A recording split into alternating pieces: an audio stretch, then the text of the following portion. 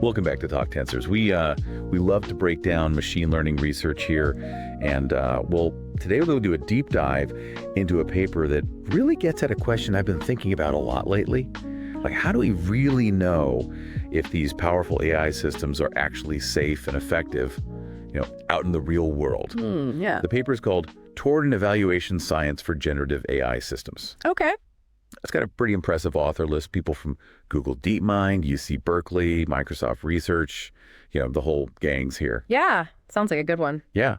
What really struck me, and I think this is what we should start with, is how it just cuts right to the core of the way we've been doing things. It challenges the status quo of using these static benchmarks to evaluate these generative AI systems. I mean, it argues that those benchmarks, while they're useful in a research setting, just don't really do a good job of predicting how AI is going to behave in the real world. Yeah, it's a super timely paper, and that's exactly what grabbed my attention too. It's like, yeah, these benchmarks are great for research, but they just don't capture the nuances and the risks that pop up when you actually use AI in, healthcare, law, education, or even just like social settings. Right. They're just not cutting it anymore. Yeah, and we've seen some pretty impressive results from AI on benchmarks like SQUAD and GLUE, which focus on language understanding, but then those same systems totally stumble when faced with a real-world task. Exactly. Like, you could have an AI that just aces a benchmark for generating Python code. Right. But then the code it spits out is full of errors or security vulnerabilities that a human programmer would catch immediately. It's like, it's not translating. Yeah. That's exactly what the paper is getting at. Those static benchmarks are really good at measuring performance on a very specific set of tasks. Right. But they totally miss the mark when it comes to real-world applicability. They don't account for domain shift either. Exactly. And what the paper argues that we need to do is kind of learn from other fields like medicine and aviation, where safety and effectiveness are like the top priority. Okay. They've been refining their evaluation practices for decades. We can learn a lot from them. Yeah. So let's get into that. What can we learn from these other fields? How do they actually assess safety and efficacy? Well, the paper highlights three main takeaways. Okay. The first one is that evaluation metrics really need to be tailored to the specific real-world risks, not just like the theoretical ones. Okay. So think about clinical trials in medicine. They're designed to understand how a drug affects real patients, not just how well it works in the lab. That makes sense. We should be evaluating AI based on its ability to actually perform in real-world situations, not just its ability to score high on a test. Right. Exactly. Not just get an A on the test, but can you actually apply it? Exactly. And then the second takeaway is that those evaluation methods need constant refinement. Like, medical diagnostics have become so much more sophisticated over time. Right. The ways we evaluate AI need to keep up with how complex these systems are getting. And this is where the whole aviation thing comes in, right? Yeah. Right. Like, we don't just rely on one test for airplanes. We have ongoing simulations and monitoring to make sure they're safe. Exactly. And then that brings us to the third takeaway. We need institutions and norms specifically focused on AI safety evaluation. The paper compares it to the FDA, which makes sure that our food and drugs are safe. Right.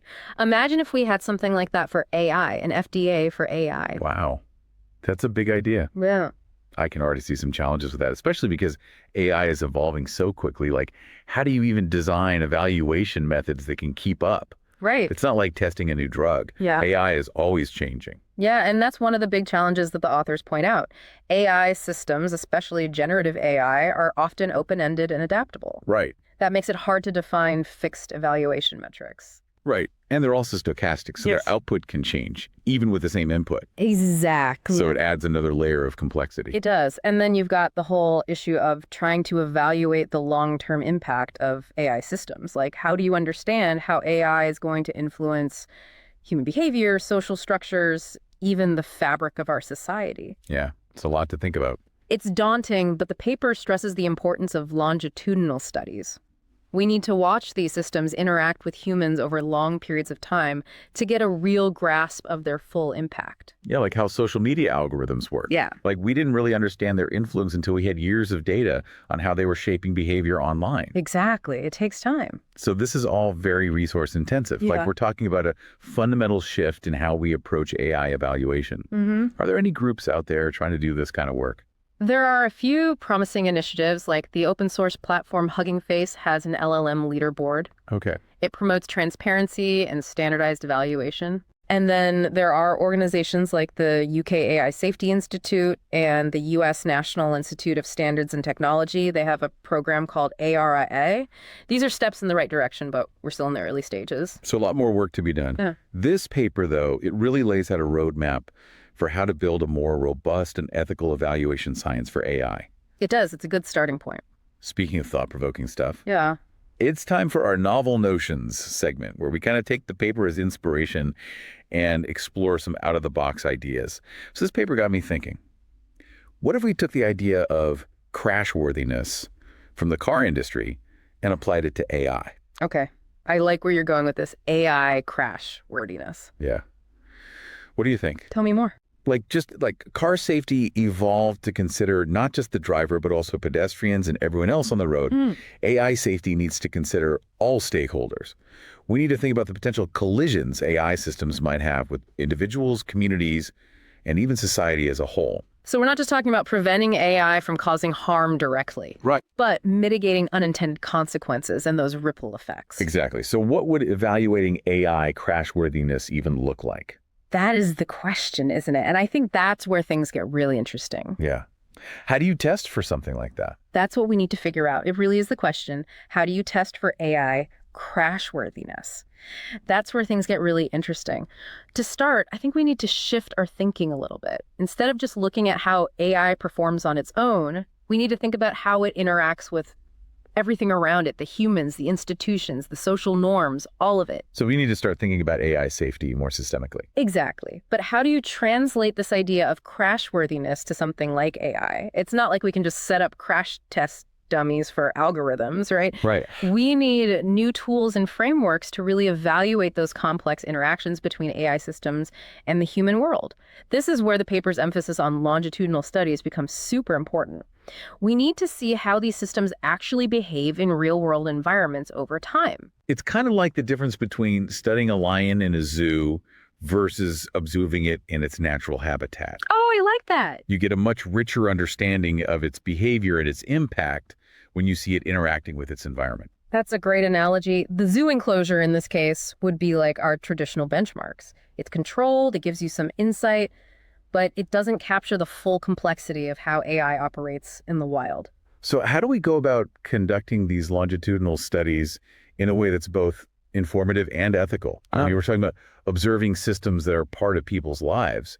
We can't just treat this like some detached experiment, right? You're absolutely right. Ethical considerations have to be at the forefront of all of this. We need to make sure there's transparency with the people involved, get informed consent, and really carefully consider all the potential risks and benefits. Right. It's a tricky landscape, but we can look to fields like social science research.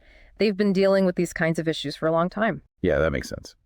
And it's not just about observing how individuals interact with AI, right? Yeah. We need to think about the big picture, the societal impacts, how these systems might shape our institutions, our economies, even our understanding of what it means to be human. Exactly.